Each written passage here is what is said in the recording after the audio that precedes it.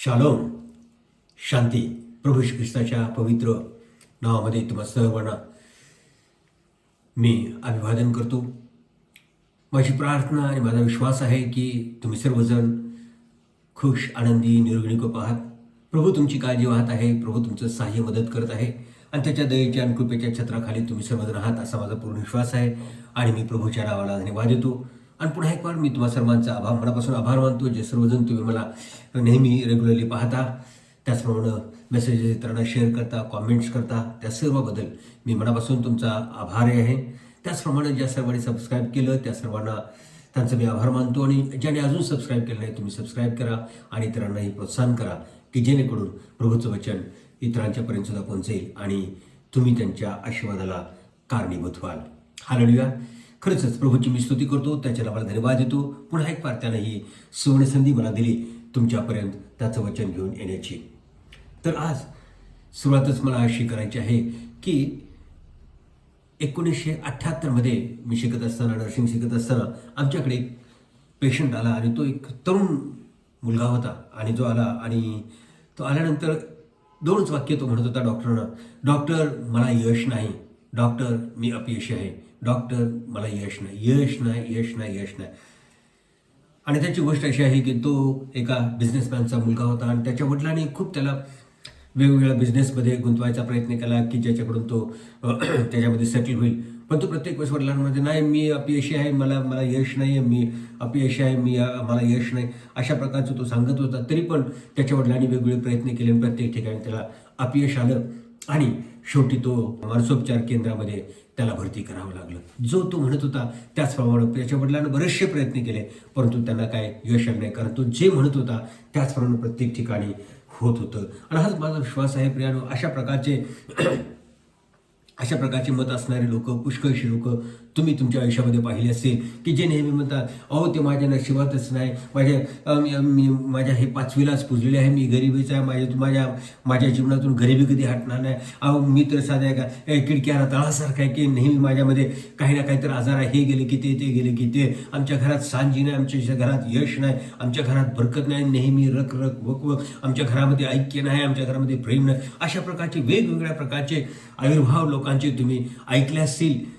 आणि कदाचित काहींचे आपल्यापैकी काहींचे अशा प्रकारचे अनुभव असतील, त्यांच्या वैयक्तिक जीवनामध्ये येणारे अशा प्रकारचे अनुभव तुम्ही पाहिले असतील.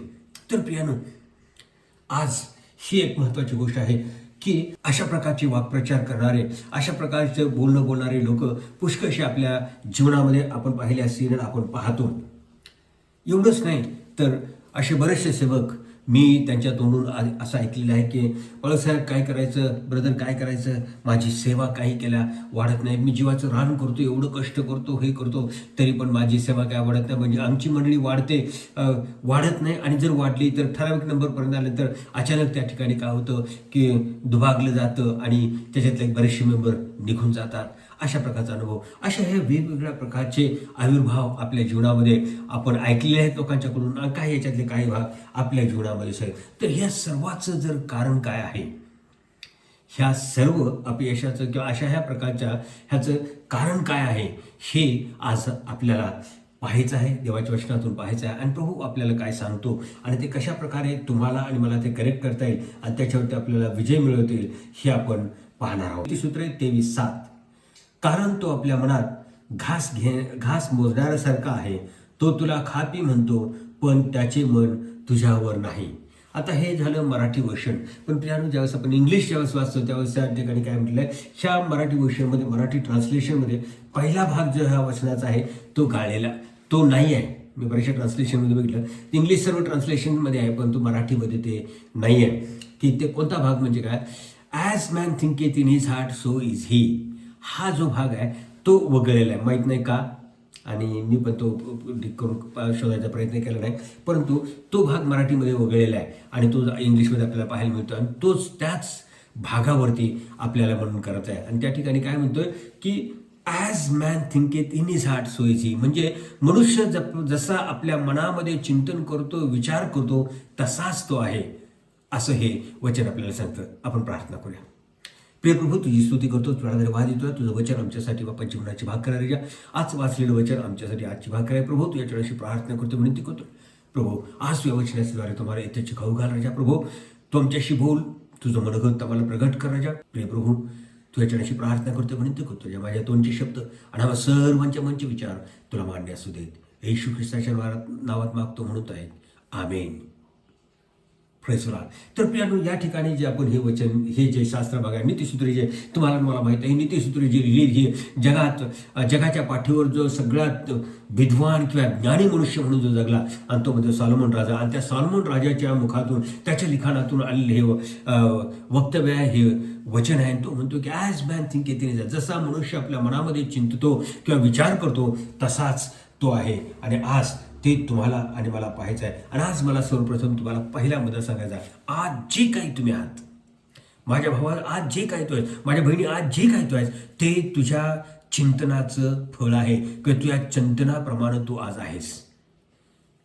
तर आज कदाचित काही लोकांना आश्चर्याचा धक्का बसेल, असं कसं म्हणतात. आणि मग बऱ्याच वेळा आमच्या अनुभवातून जर आपण पाहिलं तर आमच्या अनुभवातून जर आम्ही पाहिलं तर नेहमीच आमच्या पाठीमागं काही ना काहीतरी जणू काही साडेसाती लागल्यासारखं आहे. आणि म्हणूनच अशा प्रकारे आम्ही बोलतो. आणि जर आमच्या बोलण्यामुळे जर आज आम्ही असलो तर हे काय आहे, आमच्या ही एक मोठी घोडचूक आहे. आणि आता ते आमच्या हातून झालं, जणू काय हे आम्ही मागून घेतल्यासारखं आहे. तर आता ह्याच्यातून आम्हाला सुटणूक आहे का, ह्याच्यातून आम्हाला बाहेर पडता येण्यासारखं आहे का, ह्याच्यात असा काय पर्याय आहे का, असा हा तुमचा प्रश्न असू शकेल. तर आज प्रियानो, तुम्हाला एक शुभवार्ता आहे. असं जर तुमच्या हातून घडलेलं आहे, तुमच्या वाईट चिंतनानं, तुमच्या वाईट बोलण्यानं, कन्फ्युशननं, त्याच्याद्वारे आज जे काही तुम्ही आहात आणि आज जे काय भोगतात त्यामुळे भोगतात, हे आज जर तुमच्या लक्षात येतं तर प्रियानो, आज तुमच्यासाठी एक शुभवार्ता आहे. आज त्या सर्वातून तुम्हाला आणि मला बाहेर येण्याचा मार्ग ख्रिस्तानं मोकळा केलेला आहे. आणि आज ह्या वचनाकडे आपण तुम्ही आणि मी काळजीपूर्वक पाहूया, ऐकूया आणि ते आत्मसात करून ते आपल्या जीवनामध्ये आचरायचा प्रयत्न करूया. आणि निश्चितच आज मग मी तुम्हाला येशू ख्रिस्ताच्या नावामध्ये अभिवचन देतो की निश्चितच त्या सर्वातून तुम्ही बाहेरून तुमचं जीवन बदलल्याशिवाय राहणार नाही. या ठिकाणी आता जसं काही लोकांना वाटलं की आम्हाला माहीत नव्हतं, आम्हाला माहीत नव्हतं म्हणून ह्या अशा गोष्टी घडल्या. आणि प्रियानो, तशाच प्रकारचा आविर्भाव आपल्याला जुन्या काळामध्ये पाहायला मिळतो. होशियाचं पुस्तकाचा 4 अध्याय 6व्या वचनामध्ये जर पाहिलं तर होशिया संदेश काय म्हणतो, माझ्या लोकांचा अज्ञानामुळे नाश झाला. देव म्हणतो की माझ्या लोकांचा नाश अज्ञानामुळे झाला. आज प्रियानो, तुम्हाला आणि मला, तुम्हाला आज आपल्यापैकी कित्येकाला हे माहीत नव्हतं की आम्ही जे चिंततो त्याप्रमाणे होत आहे, मी जसं बोलतो ते माझ्या बोलण्याप्रमाणे मला घडत आहे, असं ज्याला माहीत नाही. आणि आपण चुकून न चुकून रागाच्या भरात वेगवेगळ्या प्रकारे आपल्या स्वतःलाच आपण काय केलेलं आहे, आपलं भवितव्य बोललेलं आहे. आणि त्यामुळे आज त्याचं फळ आपण भोगतात. तर प्रियानो, आज तुम्हाला मला, आज आपण देवाचं वचन काळजीपूर्वक ऐकूया आणि ह्याच्यातून आपल्याला बाहेर पडण्याचा मार्ग परमेश्वर तुम्हाला आणि मला देत आहे. हालेलुया. तर सर्वप्रथम ह्याच्यातून तुम्ही आणि मी आज बाहेर पडू शकतो. ह्या सर्व कचऱ्यातून तुम्ही बाहेर पडू शकतो. आणि त्याच्यात 2 गोष्टी आहेत की ज्या 2 गोष्टीच्या द्वारे तुम्हाला मला बाहेर पडण्याचा मार्ग आहे. पहिला मार्ग म्हणजे तो कोणता असेल तर स्वतः देवाचं इंटरव्हेन्शन, स्वतः देवानं हस्तक्षेप केला तर त्याच्याद्वारे तुमच्या माझ्यातून हे सर्व निघून जाऊन तुम्ही नेहमी उन्नतीवरती, प्रगतीवरती आणि देवाची योजना आपल्या जीवनामध्ये काय होणार आहे, पूर्ण होणार आहे. आणि दुसरी गोष्ट म्हणजे काय, देवाच्या वचनाच्या द्वारे पवित्र शास्त्र जे शिकवतं ते आचरणात आणल्यामुळं तुमच्या माझ्यामध्ये बदल होऊन जे आपण आज आहोत ते बदलून जाऊन नवीन होणार आहोत. तर प्रियानो, आज आपण ह्या 2 गोष्टी, दोन उत्तर आहेत, त्या 2 उत्तरांच्यावरती आपण काय करणार आहोत, म्हणून करणार आहोत. आणि सर्वात पहिलं म्हणजे काय आहे की देवाचा हस्तक्षेप.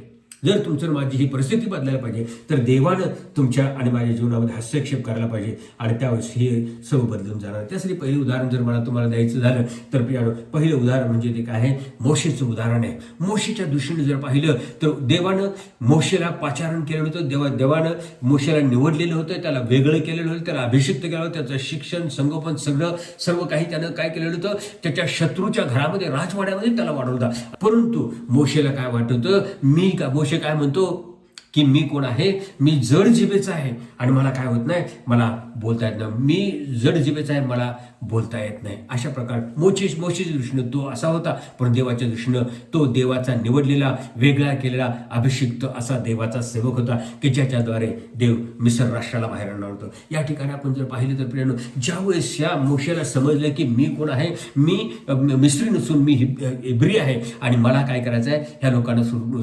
सोडवायचं आहे. आणि या ठिकाणी आणि आपल्याला पाहिजे त्या बाकीच्या गोष्टी बाजून. तर असं माहीत असताना असा एक प्रसंग आला की ज्यामुळे त्याला काय केला, पळून जावं लागलं. आणि आपण पाहतो की तो काय गेलेला आहे, अरण्यात पळून गेलेला. आणि त्या ठिकाणी जाऊन 40 वर्ष तो आपल्या सासऱ्याची मेंढर राखत होता आणि आपली कुटुंबाच्या पत्नी आणि लेकरांची काय करत होता, काळजी होता. देवाच्या पाचारणापासून पळून जाऊन 40 वर्ष तो अरण्यात राहिला आणि स्वतःचाच कुटुंब, स्वतःचा संसार तो काय करत होता, पाहत होता. आणि एके दिवशी देवाने त्याला जळत्या झुडपातून दर्शन दिलं, जळत्या झुडपातून त्याला दर्शन दिलं. आज माझ्या ऐकणाऱ्या माझ्या भावांनो, माझ्या बहिणींनो, देवाचे लेकरांनो, आज आपल्यापैकी काही असे आहेत की ज्या भावांना किंवा ज्या बहिणींना माहीत होतं किंवा माहीत आहे की परमेश्वरानं तुम्हाला पाचन केलेलं आहे, परमेश्वरानं तुम्हाला वेगळं केलेलं आहे, परमेश्वरानं तुम्हाला अभिषेक दिलेला आहे आणि परमेश्वरानं तुम्हाला यासाठी निवडलेलं आहे की तुम्ही जाऊन लोकांना सुवार्थ सांगून त्याच्या लोकांना मुक्त करण्याचं, त्यांच्या लोकांना पापाच्या बंधातून बाहेर ओढण्याचं, शुभवर्तमानाचं कार्य यासाठी तुम्हाला त्यांनी निवडले. हे तुम्हाला चांगलं माहीत असताना तुम्ही ह्या देवाच्या पाचारणाला ठुकरून आपल्या स्वतःचा संसार, आपल्या स्वतःचंच घरदार, मुलं बायको, मुलं लेकरं ह्याच्याकडे तुम्ही पाहता. 40 वर्ष मोशेने त्या ठिकाणी घडलं. आज आपल्या तुमच्यापैकी किती वर्ष घडली मला माहीत आहे, परंतु प्रियानो, आज जर ते तुम्ही असा परमेश्वराचं पाचारण तुमच्या जीवनावरती होतं हे तुम्हाला माहीत होतं, परमेश्वराने तुम्हाला निवडलेलं आहे, परमेश्वराने तुम्हाला वेगळं केलेलं आहे, परमेश्वराने अभिषेक दिला हे तुम्हाला माहीत असताना सुद्धा तुम्ही स्वतःच्या संसारात गुंतलेले आहात. आज परमेश्वर तुम्हाला आज परमेश्वर तुमच्याशी बोलत आहे. प्रियानं, जर तुम्ही वाट पाहत असाल की प्रभू जसं मोशेला त्यानं जळत्या झुडपांतून दर्शन दिलं तसं मला त्याचं वाट, तो मोशे होता, तो मला तशा जळत्या झुडपाचं दर्शन होईल याची खात्री नाही, परंतु निश्चितच हे आहे की आज परमेश्वर तुमच्याशी माझ्याद्वारे बोलत आहे. तर जागे व्हा. परमेश्वराने जे तुम्हाला पाचारण केलं आहे, परमेश्वराच्या दृष्टीनं त्याचे निवडलेले पात्र तुम्ही आहात.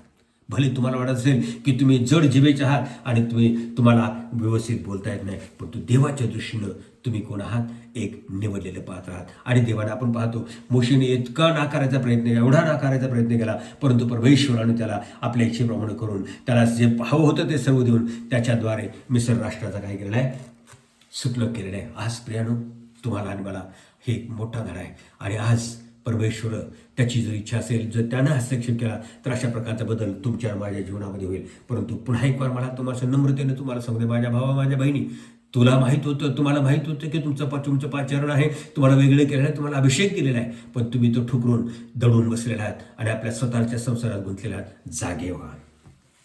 दुसरं उदाहरण जर आपण घ्यायला गेलं तर ते दुसरं उदाहरण ते म्हणजे काय आहे, गिदोनाचं उदाहरण आहे. गिदोनाच्या मध्ये तो होता, तो कोण एक भित्रा डरपोक अशा प्रकारचा, भयभीत घाबरट अशा प्रकारचा तरुण होता. परंतु देवाच्या दृष्टीने तो कोण होता, तो शूरवीर. तो देवाच्या मध्ये काय होता, पराक्रमी आणि शूरवीर असा तो होता. आणि तेच आपल्याला वाचायला मिळतं जजेस शास्त्रीयाचं 6:12. तो त्याला दर्शन देऊन परमेश्वर दूत त्याला म्हणला, हे वीरा, परमेश्वर तुझ्याबरोबर असतो. अहो, या ठिकाणी जर बघितलं तर ह्या गिदिओन आणि सर्व इस्रायल राष्ट्र त्या मिद्यानांच्या त्रासामुळं, त्यांच्या जाचामुळं ते दडून राहत होते. आणि या ठिकाणी गिदिओन सुद्धा तेच करत आहे की त्या मिद्यानांच्या पासून चोरून तो काय करत आहे, गव्हाचा बचाव करतो. गहू कुठं बनवत आहे, तर तो द्राक्ष कुंडामध्ये तो बनवत आहे. चोरून तो काम करत आहे. आणि त्या ठिकाणी देवाचं दूत त्याला म्हणतो, हे शूरवीरा, परमेश्वर तुझ्यावर असो. आणि त्याच्या पुढचं डिस्कशन आपण पाहतो कशा प्रकारे तो देवाचे दूताशी वादविवाद करतो, त्या वितंड करतो. आणि आपण पाहतो आणि सत्य शेवटी देवाने काय केलेलं आहे, त्याला कन्व्हिन्स करून त्याने काय केलं, त्याच्याद्वारे एक मोठा विजय देवाने त्या ठिकाणी मिळवून दिला आहे. तर प्रियानो, या ठिकाणी आणखीन एक महत्त्वाची गोष्ट मला तुम्हाला सांगू द्या.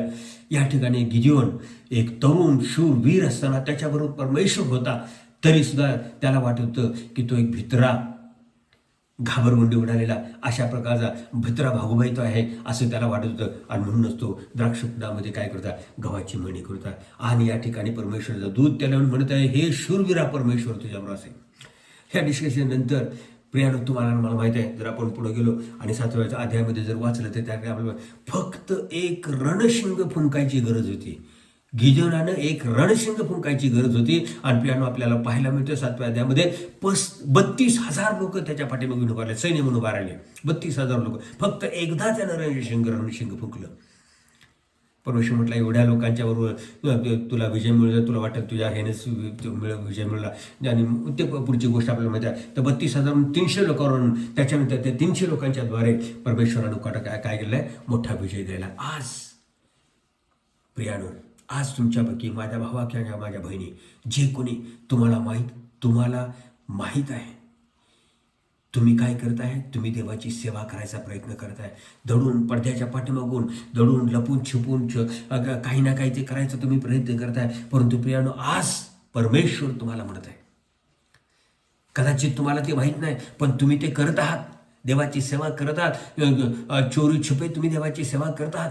परंतु प्रियानो, आज परमेश्वर तुम्हाला, माझ्या बहिणी आज तुला, माझ्या भावा तुला, आज तुला परमेश्वर म्हणत आहे, तो आज आता इथून पुढे तो चोरून किंवा दडून बसून सेवा करायचं कारण पडद्याच्या मागून सेवा करायचं, तुला पुढे येऊन कार्य करायचं आहे.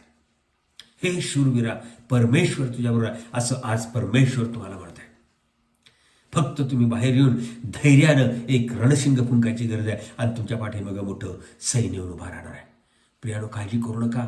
मला कोण ओळखत नाही, मी एक भित्रा भागूबाई आहे आणि माझ्याजवळ काही नाही, मला कोणत्या प्रकारचं टॅलेंट नाही, काही नाही असं म्हणत बसूच नका. कारण परमेश्वरानं तुम्हाला पाचारण केलं आहे. परमेश्वर स्वतः तो तुम्हाला म्हणत आहे की हे शूरवीरा, परमेश्वर तुझ्याबरोबर असो. माझ्या भावा, माझ्या बहिणी, तुम्ही धैर्यानं बाहेर या. पडद्या पाठीमागं थांबायची वेळ संपलेली आहे. चोरी छुपे दडून का पाठीमागून कार्य करायची वेळ संपलेली आहे. आता पुढे या आणि परमेश्वर तुमच्याद्वारे कार्य करणार आहे. फक्त तुम्ही रणशिंग फुंकण्याची गरज आहे. जसं या ठिकाणी गुदरच्या पाठी 32,000 लोक उभा राहिले, सैन्य उभा राहिलं, तसं तुमच्या पाठीमागं उभा राहील आणि परमेश्वराचं कार्य तुमच्याद्वारे झाल्याशिवाय राहणार आहे. हे परमेश्वर ज्यावेळेस स्वतः वैयक्तिक त्याचा हस्तक्षेप करेल त्यावेळेस अशा प्रकारचा बदल होणार आहे. आणि तिसरं एक मला उदाहरण घ्यावंसं वाटतं आणि तिसरं उदाहरण म्हणजे एक नव्या करारातून उदाहरण घ्यावंसं वाटतं आणि तो म्हणजे साऊल ऑफ तार्शिसचा शाऊल ह्याच्याविषयी आपण पाहतो. तर तसं जर पाहिलं तर शाऊलाच्या विषयी जर पाहिलं तर साऊल काय होता, तो एक पर्सिक्युटर, तो एक देवाच्या ख्रिस्ताच्या मंडळीचा छळ करणारा होता. ख्रिस्ताच्या मंडळीचा छळ करणारा होता. तो एक परुषी, कट्टर परुषी यहुदी धर्मीय होता, कट्टर यहुदीपंथी होता तो, आणि ख्रिस्ताच्या मंडळीचा तो काय करणार होता, छळ करणार होता. परंतु तो मंडळीच्या दृष्टीने सुद्धा तो तसा होता, यहुद्यांच्या दृष्टीने पण तो तसा होता, पण देवाच्या दृष्टीने तो फार आगळा होता. तो देवाच्या दृष्टीने तो कोण होता, तर तो देवाच्या दृष्टीने असा होता की जो जाऊन काय करणार होता, इस्रायलींना, विधर्म्यांना आणि राजांना जाऊन तो काय करणार होता, स्वार्थ सांगणार होता. आणि त्यासाठी पाचारण केलेलं ते काय होतं, देवाचं पात्र होतं. कसं पात्र होतं, कशाचं पात्र होतं, तो देवानं पाचारण केलेलं तो काय होतं, देवाचं असं तो पात्र होता. तर प्रियानो, या ठिकाणी महत्त्वाची गोष्ट आहे. आणखी एक मला तुम्हाला सांगायचं वाटते, शाऊलाच्या दृष्टीनं, सदुशी आणि परुषियांच्या दृष्टीनं, यहुद्यांच्या दृष्टीनं तो कोण होता, तर विश्वासणाऱ्यांचा छळ करणारा कट्टर यहुदीपंथी असा तो साऊल होता. स्वतः देवानं, प्रभू श्री ख्रिस्ताने काय केलेलं आहे, त्याला दर्शन दिलेलं आहे आणि त्याला तो बोलावून तो म्हणतो. ज्यावेळेस आपल्याला माहित आहे, प्रश्नांची कृती 9व्या अध्यायामध्ये आपण पाहतो, ज्यावेळेस दमस्कसला जात असताना परमेश्वर ख्रिस्ताने त्याला दर्शन दिलं आणि तो ख्रिस्त त्याला म्हणतो, शाऊला शाऊला तू माझा छळ का करतोस. आणि त्यावेळेस त्यानं त्याची बायकोनं तो म्हणतो, वाणी ऐकून तो म्हणतो, शाऊल काय म्हणतो, तू कोण आहेस प्रभू. 9व्या अध्यायामध्ये 5व्या वर्षामध्ये शाऊल म्हणाला, प्रभू तू कोण आहेस. ती वाणी म्हणाली, मी येशू आहे, ज्याचा छळ तू करीत आहेस तोच मी आहे, ज्याचा छळ तू करत आहेस तोच मी आहे. आज प्रियानो, देवाच्या प्रिय लेकरांनो, आज मला तुम्हाला सांगू द्या, या ठिकाणी साऊल कुणाचा छळ करत होता, विश्वासणाऱ्यांचा छळ करत होता. परंतु या ठिकाणी प्रभू श्री ख्रिस्त काय म्हणतो, ज्याचा छळ करतोस तोच मी येशू आहे. ज्यावेळेस तुमचा छळ होतो, ख्रिस्ताच्या नावामुळं, तुमच्या विश्वासामुळे ज्यावेळेस तुमचा छळ होतो, तो तुमचा नाही तर तो ख्रिस्ताचा छळ होतो. आनंद करा.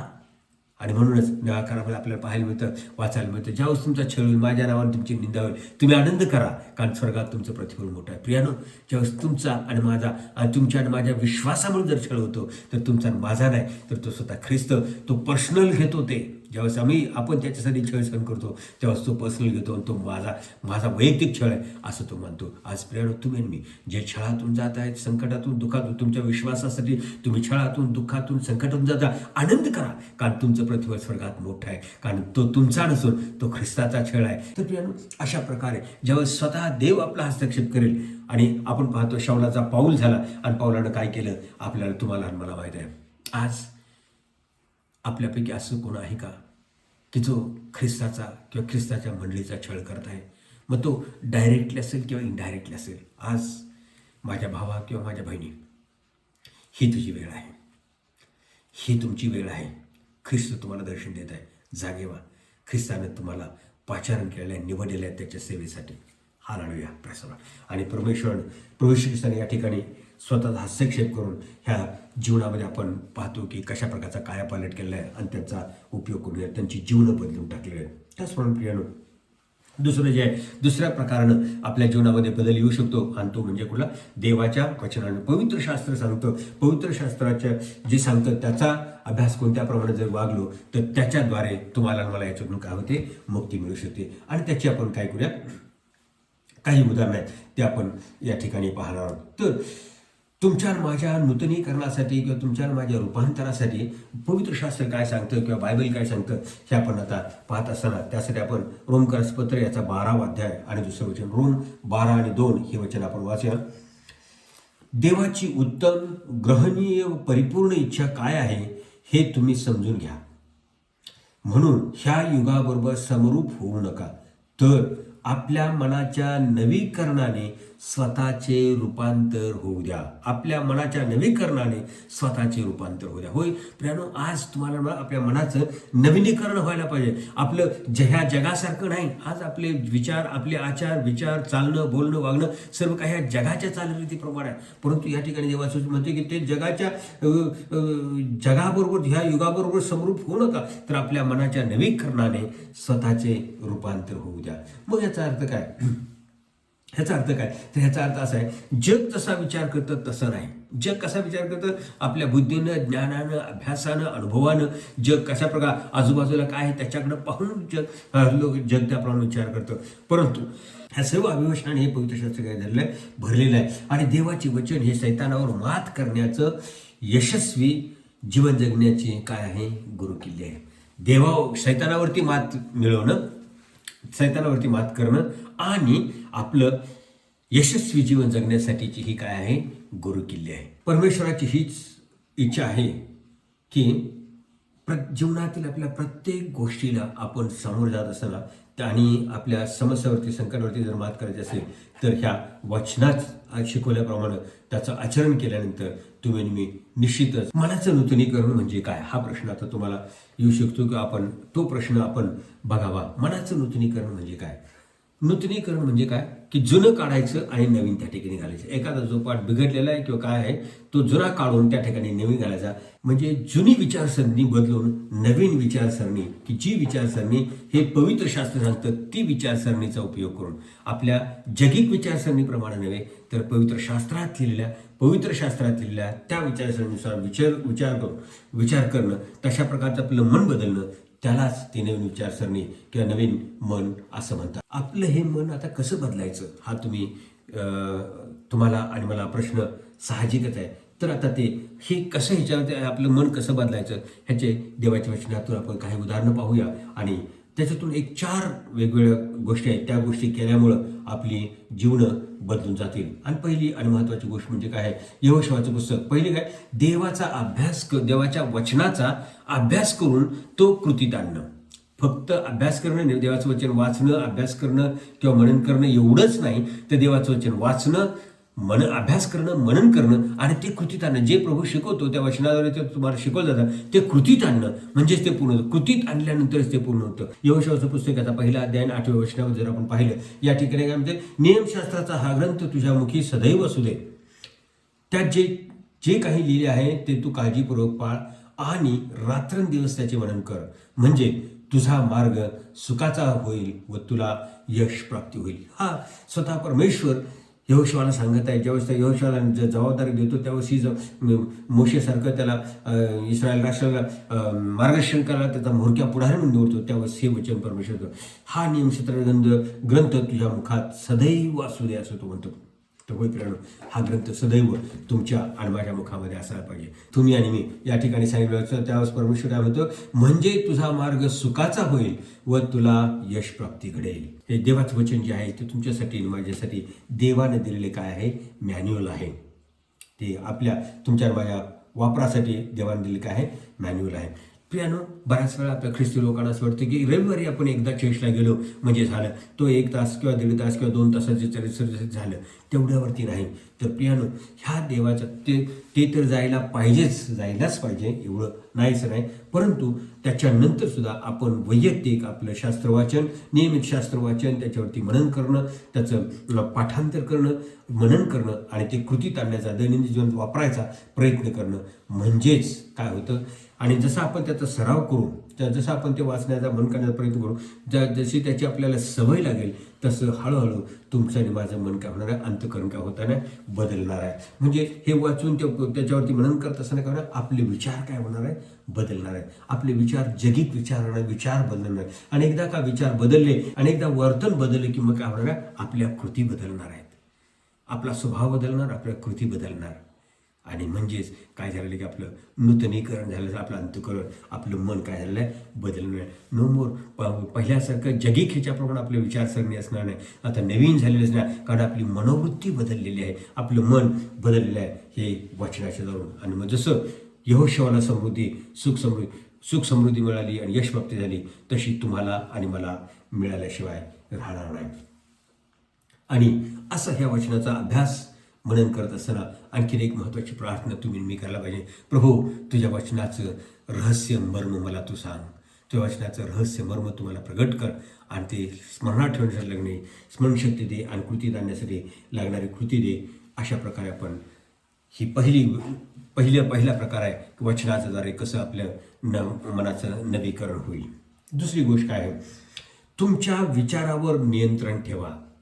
तुमच्या विचारांच्यावरती नियंत्रण ठेवा. आता बऱ्याच वेळा आपण असं ऐकतो की लोक, अहो ते विचार काय कंट्रोल करतात, ते आपोआप येतात आणि ते आपोआप ते म्हणजे ते काय बिनबुलाया मेहमान आहेत, ते अगदी निर्लज्जासारखे ते दाबून येतात. आम्ही नको असताना सुद्धा ते नाना प्रकारचे वाईट विचार मनामध्ये येतात.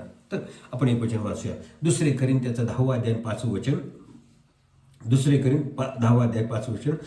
तर्कवितर्क व देवविषयक ज्ञानाविरुद्ध उंच उभारलेले असे सर्व काही पाडून टाकून आम्ही प्रत्येक कल्पना अंकित करून तिला ख्रिस्तापुढे मान वाकवण्यास लावतो. आणि मगाशीच मी म्हटलं, बऱ्याच वेळा अशी लोक म्हणतात किंवा बऱ्याच वेळा आपल्याला पण वाटतं आपल्या विचारांच्यावरती आपण काही कंट्रोल करू शकत नाही. आणि या ठिकाणी तर तुम्ही तर म्हणणार की बाळासाहेब, तुम्ही आम्हाला मुद्दा देत आहे की तुमचा हा मुद्दा आहे की तुमच्या विचारावर तुम्ही कंट्रोल करा. महत्त्वाची गोष्ट मला तुम्हाला सांगू द्या, ज्यावेळेस एखाद्या अशा प्रकारचे वाईट विचार किंवा असे आपल्या मनामध्ये किंवा असे काही येतात, त्यावेळेस तुम्हाला आणि मला काय करायचं, हे विचार तुम्ही मी थांबवू शकत नाही, ते येणार आणि जाणार. जसे एक म्हण आहे की काय, पक्ष्यांना तुमच्या डोक्यावरती उडायचं तुम्ही थांबवू शकत नाही. जर पक्षी तुमच्या डोक्यावरून उडत असले तर त्यांना तुम्ही थांबवू शकत नाही, पण तुम्ही निश्चितच त्यांना तुमच्या डोक्यावरती घरटं करण्यापासून तुम्ही काय करता, थांबवू शकता.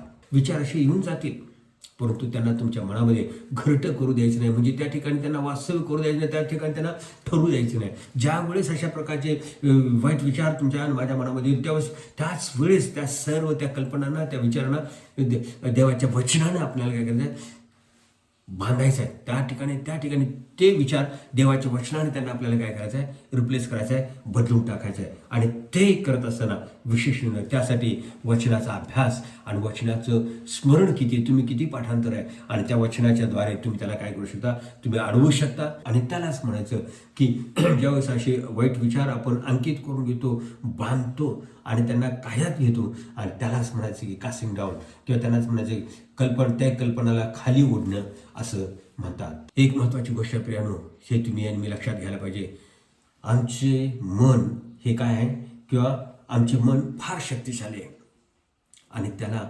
कंट्रोलमध्ये ठेवणं फार गरजेचं आहे. जर आपण आपलं मन आपल्या काह्यात, आपल्या आवाक्यात जर नाही ठेवलं तर ते आपल्याला आवाक्यात ठेवेल. आपण जर त्याला काबूत नाही ठेवलं तर तो आपल्याला काबूत ठेवेल. म्हणून आपल्या विचारांना तुम्ही आणि मी आपण देवाच्या वचनानुसार आणि देवाच्या पवित्र आत्म्याच्या सामर्थ्याने त्यांना काबूत ठेवायला पाहिजे. तुम्ही तुमच्या मनाला काय खाऊ घालता ह्याच्याविषयी सावध असा. म्हणजे काय, तुम्ही तुमच्या मनाला काय खाऊ घालता ह्याच्याविषयी तुम्ही काय असायला पाहिजे, सावध असाल. तुम्ही आणि मी सावध असायला पाहिजे. 3 प्रकारे आपण आपल्या मनाला आपण खाऊ घालतो. ते म्हणजे काय, आपण काय पाहतो, मग ते टी व्हीवरती असेल, मोबाईलवरती असेल, आपण काय पाहतो. दुसरी गोष्ट, आपण काय वाचतो. आणि तिसरी गोष्ट, आपण काय ऐकतो, काय पाहतो, काय वाचतो आणि काय ऐकतो, ह्याच्यावरती आपलं नियंत्रण असणं फार गरजेचं आहे. रिमोट तुमच्याच हातात आहे. रिमोट तुमच्या हातात आहे. काय चॅनल पाहायचे, मोबाईल तुमच्याच हातात आहे. काय पाहायचं आणि काय नाही पाहायचं. त्याचप्रमाणे पुस्तक तुमच्याच हातात आहे. कोणतं पुस्तक वाचायचं आणि कोणतं नाही वाचायचं.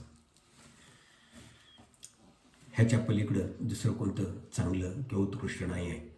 बेस्ट हेच आहे की ज्याचं वाचन आणि मनन तुम्ही आणि मी करायला पाहिजे. तर महत्त्वाची गोष्ट आहे या ठिकाणी आणखी एक आपण वचन वाचूया. तुम्ही तुमच्या मनाला काही खावायला घालता याची काळजी घ्या किंवा त्याच्याविषयी काळजीपूर्वक असा खबरदारी घ्या. रोमकरासपत्र याचा 8वा अध्याय 5वं वचन. कारण जे देह स्वभावाचे आहेत ते दैहिक गोष्टींकडे चित्त लावतात आणि जे आध्यात्मिक मार्गानुसार आहेत ते आध्यात्मिक गोष्टीचे चिंतन लावतात. आध्यात्मिक गोष्टीकडे चित्त लावतात. देहाच्या दृष्टीने असतात ते देहाकडे चित्त लावतात आणि आत्मिक आहे त्या आत्मिक गोष्टींच्याकडं चित्त लावतात, असं पौल रोमकरास या ठिकाणी लिहित आहे. म्हणून आज प्रियानो ही गोष्ट आपण लक्षात ठेवूया की आपण आपलं चित्त कशावरती केंद्रित करतो, आपलं चित्त कशावरती आहे, दैहिक गोष्टीवरती आहे का आत्मिक गोष्टीवरती आहे, हे आपण त्याच्यावरती आपण ध्यान ठेवायला पाहिजे. त्याच्यावरती आपण काय करायला पाहिजे, लक्ष ठेवायला पाहिजे. आणि जे आपण खाऊ घालू तेच आपल्या मनामध्ये अंतःकरणामध्ये जाणार आहे आणि त्याच्याद्वारे आपलं मन बनणार आहे, त्याच्याद्वारे आपलं जीवन बनणार आहे. म्हणून ह्या गोष्टींच्याकडं तुम्ही आणि मी काय करायला पाहिजे, लक्ष द्यायला पाहिजे. तुमची आणि माझे विचार बदलून जे ख्रिस्ताचे जे विचार आहेत ते आपले जुने विचार जाऊन ख्रिस्ताचे विचार तुमच्या आणि माझ्या मनामध्ये व्हायला सुरुवात होईल आणि तशा प्रकारे तुमचं आणि माझं मन काय होणार आहे, बदलणार आहे. काय तुम्ही जुने विचार असलेले ख्रिस्ती आहात का? तर प्रियानो, जर आपण ख्रिस्ती आहोत तर आपले जुने विचार सोडून आपण नवीन विचाराचे, कारण आपले नवीन मन, आपलं नूतनीकरण झालेलं आहे. आपण नवीन आहोत. आपली विचारसरणी नवीन, आपल्या विचाराचं गाईड किंवा मॅन्युअल काय आहे तर हे पवित्र शास्त्रानुसार विचारसरणी आपली असायला पाहिजे. बदललेल्या मनानं, नव्या विचारानं तुम्ही आणि मी काय केला पाहिजे, जगायला पाहिजे. तर आता या ठिकाणी दुसरी एक महत्त्वाची गोष्ट, आता रिन्यूविंग किंवा नूतनीकरण करणं म्हणजे आपण मगाशी म्हणलो नूतनीकरण किंवा रिन्यूविंग म्हणजे काय की जुनं काढून नवीन घालणं. आणि ही एक फार महत्त्वाची गोष्ट आहे प्रियानो. ही काय आहे, ही फार महत्त्वाची गोष्ट आहे. जुनं काढून ते काहीतरी ते नवीन ह्यानं बदलायला पाहिजे. आणि त्यासाठी मला एक उदाहरण आठवण होते, आमच्या जुन्या दिवसांची आठवण होते की मस्कत देवस्थान ज्यावेळेस बॅप्टिझमच्या वेळेस विशेष रीतीनं ज्यावेळेस एका भावाचं जितक्या लोकांचं बाप्तिस्मा होत असं, बाप्तिस्मा झाल्यानंतर ते पाण्यातून बाहेर आल्यानंतर बाहेरून आम्ही ह्याच्यावरती बीचवरती उभारून त्यांच्यासाठी प्रार्थना करत असताना एक गाणं आम्ही आरजवून म्हणत असू आणि ते गाणं कुठलं, ही जी रिप्लेसमेंट आहे त्याविषयी आम्ही गात असू आणि त्यांना सांगत असू कशाची, कोणत्या बदलांची गरज आहे. Great change since I was born. Great change since I was born. Great change since I was born. There is great change since I was born. Movies I used to see, I see them no more. Books I used to read, I read them no more. Places I used to go, I go there no more. Friends I used to have, I have them no more. Things I used to drink, I drink them no more. There is great change since I was born. अशा प्रकारे जे वेगवेगळ्या गोष्टी सांगून आम्ही त्यांना प्रोत्साहित करतो. हे जे आता होतं पहिलं ते सगळं गेलं, आता सगळं काय झालं, बदललं, आता नवीन व्हायला पाहिजे. आणि ते नवीनीकरणाविषयी आणि त्यालाच रिन्यूविंग ऑफ माइंड म्हणतात. आणि हे डिलिबरेट करावं लागणारं कृत्य तुमच्याकडून माझ्याकडून आहे. त्यासाठी तुम्ही आणि मी अगदी निकडीनं प्रयत्न करायला पाहिजे ह्या गोष्टी बदलण्यासाठी. आणि जसं आपण निकडीनं प्रयत्न करू तसं परमेश्वर तुम्हाला मला कृपा देईल आणि ते बदल तुमच्या आणि माझ्या जीवनामध्ये होणार आहेत. आणि निश्चित ह्या सर्व जुन्या गोष्टी बदलून जाऊन नवीन गोष्टी तुमच्या आणि माझ्या जीवनामध्ये येतील. आणि महत्त्वाची गोष्ट मला तुम्हाला सांगू द्या, तुमच्या तारणानंतर तुमच्या बाप्तिस्म्यानंतर जे पहिले तुमचे जे मित्र, जे जुने लोक बऱ्याच ह्याच्यानंतर ज्यावेळेस तुम्हाला पाहतील त्यांचा विश्वास बसणार. अरे म्हणजे याचा अर्थ असा की आपल्याला शिंग फुटणार नाही किंवा दुसरं काय होणार, आपण एकदम वाईट असं काय होणार असं नाही. आपल्या शरीरामध्ये आहे तसंच आपण असू, पण आपल्या प्रवर्तनामध्ये बदल होण्याला झाला असा, आपल्या बोलण्यामध्ये, आपल्या वागण्यामध्ये, आपल्या सर्वस्वामध्ये तो बदल झालेलाच नाही. आणि ते पाहून त्यांना असे अरे हाच का तो, की जो माझा मित्र होता, की जी माझी मैत्रीण होती. प्रियानो, तशा प्रकारचा बदल तुमच्या आणि माझ्या जीवनामध्ये यायला हवा आणि तो निश्चितच काय होणार आहे, येणार आहे. आणि म्हणून अशा प्रकारचं नूतनीकरण प्रियानो, जुन्या सवयी बदलून नव्या सवयी लावून, नव्या सवयी म्हणजे नियमित पवित्र शास्त्र वाचणं, मनन करणं, प्रार्थना करणं, उपासना करणं, भक्तीला जाणं, बायबल स्टडीला जाणं, स्वार्थीला जाणं, वेगवेगळ्या अशा ह्या नवीन सवयी लावून घेऊन एक प्रकारचं एक देवाशी काय करायचं, आपल्याला एक जवळचं आणि दृढ अशा प्रकारचं नातेसंबंध लावायचं आहे. तर प्रियानो, हे नूतनीकरण तुमचं आणि माझं अशा प्रकारे व्हायला पाहिजे. हे नूतनीकरण अशा प्रकारे व्हायला पाहिजे. असला बदल तुमच्या आणि माझ्या जीवनामध्ये आला पाहिजे. आणि चौथी आणि महत्त्वाची गोष्ट तुम्हाला सांगू द्या, ती कोणती गोष्ट आपल्याला करायला पाहिजे, देवासोबतचं नातेसंबंध विकसित करा. देवाबरोबरचं घनिष्ठ संबंध विकसित करा. जेवढं तुमचं आणि माझं तुमचं आणि देवाचं नातं, ख्रिस्ताचं नातं निकडीचं नातं होईल. त्याचप्रमाणे प्रभू येशू ख्रिस्त म्हणतो, तुम्ही माझमध्ये आणि मी तुमच्यामध्ये. आपण ज्यावेळेस तो माझ्यामध्ये आणि आपण त्याच्यामध्ये ज्यावेळेस जाऊ, त्या एक रूप होऊ, त्यावेळेस प्रियानो तुमची माझं जीवन बदलून जाणार आहे. आणि ते काय, ख्रिस्त आपलं जीवन काय होणार आहे, ख्रिस्तमय जीवन होणार आहे. आनंदाचं, भले दुःख, कष्ट, क्लेश, हाल आपल्याच्या सर्व आजूबाजूला आहेत, तरी पण त्या सर्वांच्या मध्ये तुम्ही नेहमी कसे असणार आहेत, आनंदी, उल्हास असणार आहे, समाधानी असणार आहे. कारण आपल्यामध्ये काय आहे, ख्रिस्त आहे आणि आपलं जीवन आनंदानं भरलेलं असणार आहे. तर एक वचन आपण वाचू, याकोबाचं पत्र 4 अध्याय आणि 8 वचन. याकोबाचं पत्र 4 अध्याय आणि 8 वचन. देवाजवळ या म्हणजे तो तुमच्याजवळ येईल. देवाजवळ या म्हणजे तो तुमच्याजवळ येईल. हीच गोष्ट आपल्याला करायची. आपल्याला जेवढं आपण ख्रिस्ताच्या जवळ येऊ, तेवढा तो आपल्या जवळ येणार आहे. आणि ज्यावेळेस आपले घनिष्ठ संबंध एक रूप आपण त्याच्याशी घनिष्ठ संबंध ज्यावेळेस होतील, त्यावेळेस प्रियानो, मला तुम्हाला सांगू द्या, आपली जीवनं परिवर्तित झाल्याशिवाय राहणार नाहीत. आपलं परिवर्तन होऊन आपल्यामध्ये ख्रिस्ताचा प्रकाश इतरांना पाहायला मिळेल. आपले जीवन परिवर्तित होऊन बदलून अगदी ते तुमच्याही आणि आपल्या पाहणाऱ्यांच्या जीवनामध्ये, पाहणाऱ्यांना सुद्धा त्याचा आशय वाटणार आहे. अशा प्रकारचं परिवर्तन तुमच्यामध्ये आणि माझ्यामध्ये झालेलं लोकांना काय होणार आहे, पाहायला मिळणार आहे. आणि प्रियानो, आज तुम्हाला आणि मला ह्या 4 गोष्टी करायच्या आहेत की ज्याच्याद्वारे तुम्ही आणि मी आपल्या देवाशी घनिष्ठ संबंध होणार. पहिली गोष्ट म्हणजे काय, देवाच्या वचनाचा वाचन, मनन, अभ्यास आणि ते कृतीत आणणं. त्याच्यानंतर दुसरी गोष्ट म्हणजे आपण आपल्या विचारांच्यावरती कंट्रोल करणं. तिसरी गोष्ट म्हणजे की आपण आपल्या मनाला काय खाऊ घालतो त्याच्यावरती लक्ष असणं. आणि चौथी गोष्ट, देवाशी घनिष्ठ संबंध निर्माण करणं की ज्याद्वारे तुमच्यामध्ये आणि माझ्यामध्ये काय होणार आहे, परिवर्तन, आपल्या मनाचं नवीनीकरण होणार आहे. आणि ज्याद्वारे आपले विचार बदलणार आहे. एकदा आपले विचार बदलले की आपलं भवितव्य बदललं. एकदा आपलं विचार, आपलं चिंतन, मनन बदललं की आपलं त्याप्रमाणे आपलं भवितव्य होणार आहे. कारण या ठिकाणी नीतिसूत्र करता सलमान राजा, जसं ॲज ही थिंक, जसा मनुष्य आपल्या मनामध्ये विचार करतो तसाच तो आहे. आपले विचार बदलतील आणि आपले विचार बदलल्यामुळं आपण काय होणार आहे, नवीन विचार आणि आपण नवीन होणार आहोत. आणि त्याशिवाय तुम्हाला आणि मला आपल्या चिंतनाप्रमाणे मिळणार आहे. आणि ते आपले चिंतन काय असणार आहे, ख्रिस्त असणार आहे. हालेलुया. म्हणून शेवट करत असताना प्रियानो, महत्त्वाच्या गोष्टी, परमेश्वराची हीच तुमच्यासाठी माझ्यासाठी इच्छा आहे की तुमचं आणि माझे विचार बदलावे, आपलं नूतनीकरण व्हावं. दुसरी गोष्ट आहे, त्याची हीच इच्छा आहे, ख्रिस्तामध्ये आपण नवीन उत्पत्ती व्हावं, अशी त्याची काय आहे, इच्छा आहे. आणि तिसरी गोष्ट आणि ती महत्त्वाची म्हणजे तुम्ही आणि मी जे काही परमेश्वरानं तुमच्यासाठी आणि माझ्यासाठी तयार करून ठेवलेलं आहे ते तुम्ही आणि मी अनुभवावं. ह्या जगामध्ये, फक्त स्वर्गातच नव्हे तर ह्या जगामध्ये त्याचा अनुभव घ्यावा. स्वर्गात गेल्यावर तर आहे, पण ह्या जगामध्ये पण तुम्ही आणि मी तो आनंद घ्यावा, अशी परमेश्वराची इच्छा आहे. तर प्रियानो, प्रभू करू आणि तुम्हाला आणि मला ती कृपा देऊ की या ठिकाणी ज्याप्रमाणे सॉलोमन म्हणतो की जसं तुम्ही तुमच्या मनामध्ये विचार करता, जसं तुम्ही चिंतन करता, तसे तुम्ही आहात.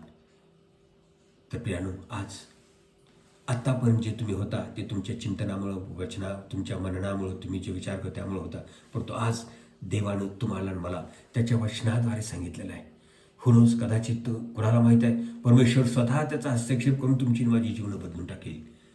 नाही तर प्रियानो, त्याच्या वचनाच्याद्वारे आणि जे 4 पैलू पाहिले, देवाच्या वचनाचा अभ्यास करणं आणि ते कृतीत आणणं, आपल्या विचारांच्यावरती नियंत्रण ठेवणं, तिसरी गोष्ट, आपल्या मनाला आपण काय खाऊ घालतो किंवा आपलं मन कशानं फीड करतो त्याच्याकडे लक्ष देणं. आणि चौथी गोष्ट, देवाशी घनिष्ठ संबंध प्रस्थापित केल्यानं तुमचे आणि माझे मनाचं नूतनीकरण होणार, आपले विचार बदलणार आणि विचार बदलले आपलं भवितव्य बदलणार आहे. आपण नंतर मग बघूया. पवित्र प्रभू, स्तुती करतो तुला, धन्यवाद देतो राजा, मानवामागोर सन्मान देतो राजा. होय प्रभू, आज जे तुमच्याशी बोललास त्याबद्दल धन्यवाद देतो. होय प्रभू, आज जे काही आम्ही आहोत राजा, ते आमच्या विचारांचे ज्याच्यावरती आम्ही चिंतन मनन करत होतो त्यामुळंच आज आम्ही आहोत राजा. परंतु प्रभू, आज तुम्हाला दाखवून दिलेच राजा की प्रभू, आमचं चिंतन, आमचं मनन काय असावं राजा, की ज्यामुळं बापा आम्ही तुझ्या वचनानुसार घडू राजा. होय प्रभू, तुझी इच्छा हीच आहे राजा की तुझे सर्व आशीर्वाद बापा, स्वर्गीय आणि भौतिक आशीर्वाद आम्ही अनुभवावे आणि तुझं बापा स्वर्गीय राज्य सार्वकालिक जीवन आम्ही प्राप्त करून घ्यावं, ही तुझी इच्छा आहे राजा. होय प्रभू, आम्ही तुझ्या नावाला धन्यवाद देतो, तू स्तुती समन करतो राजा. विशेष प्रभू, मोशेच्या जीवनामध्ये तो हस्तक्षेप केलास राजा, गिदोनाच्या जीवनामध्ये तो हस्तक्षेप केलास राजा, शाऊलाच्या जीवनामध्ये तो हस्तक्षेप केलास राजा आणि महान कार्य केलेस राजा. आज आम्ही तुझ्या समोर आहोत राजा, आमच्या जीवनामध्ये तो हस्तक्षेप करायची मी प्रार्थना करतो, विनंती करतो राजा. आज माझ्या ऐकणाऱ्या भावांच्यासाठी, बहिणींसाठी मी प्रार्थना करतो, विनंती करतो राजा. जे मोशेसारखे आहेत राजा, ज्यांना माहीत आहे राजा, त्यांना पाचारण आहे, त्यांना वेगळं केलेलं आहे, त्यांना अभिषेक आहे, परंतु आज येणे कारणानं ते आज त्यांच्या पाचनापासून दूर जाऊन आपल्या संसारात गुंतलेले राजा. अशांच्यासाठी मी प्रार्थना करतो प्रभू, त्यांना तू जागा करून बापा, त्यांना तू ओढून घे राजा. आणि भाऊ, तुझं कार्य त्यांच्याद्वारे तू सिद्धेस नाही राजा. जे गिदोनासारखे बापा दडून छुपे बापा लपून छपून जे सेवा करतात त्यांना बाहेर काढ राजा. आणि प्रभू, त्यांना तू आज ती कृपा दे राजा, त्यांना तू जागे केले सेवा धन्यवाद देतो की प्रभू, हे शूरवीरा परमेश्वर तुझ्या बरोबर आहे. होय प्रभू, आज त्यांना तू जागा करून बाहेर काढलं सेवा धन्यवाद देतो आणि तू स्तुती सवय करतो. आणि प्रभू, जसं शाऊलाला बापा तू निवडून त्या शाऊलाचा पाऊल करून राजा, प्रभू त्याला जे पाचारण राजा, प्रभू यहुद्यांच्यासाठी आणि विधर्म्यांच्यासाठी आणि राजांच्यासाठी बापा त्याला त्यांच्या समोर उभा राहण्यासाठी बापा तुझं ते पात्र तू त्याला बनवलं होतंस राजा. होय प्रभू, ते आज आमच्यापैकी पुष्कळांना बापा जितक्यानं तू पाचारण केलं त्याला कर आणि केलं सेवा धन्यवाद देतो आणि स्तुती सवय करतो राजा. महान बाबा गौरव सन्मान तुला देतो, स्तुती सवय करतो विषय बापा. आज पुन्हा एक बार तुझ्या प्रार्थना करतो, विनंती करतो राजा. आमचे विचार बदलले सराच्या, आमचं मन बदललंच, याबद्दल धन्यवाद देतो राजा. येणाऱ्या दिवसांमध्ये नो मोर प्रभू, जुनं नाही, जुनं ते होऊन गेलं, आता सर्व नवीन आहे. ख्रिस्ता तुझ्यामध्ये सर्व नवीन आहे राजा, आणि त्याबद्दल आम्ही तुला धन्यवाद देतो आणि स्तुती सवय करतो. आणि हो दे ख्रिस्ता तुझ्या आणि तुझ्या नावाचं गौरव, सर्व मान महिमा गौरव तुला देत राजा. स्तुती सवय करत येशू ख्रिस्ताच्या नावात प्रार्थना केली म्हणून तो एक पित्या, आमेन. आणि आता देवबापाची प्रीती, प्रभू येशू ख्रिस्ताची कृपा आणि पवित्र आत्म्याची सहभागिता तुम्हा सर्वांच्या बरोबर, देवाच्या सर्व प्रिय लेकरांच्या बरोबर आता आणि सदा सर्व काळपर्यंत असो. आमेन.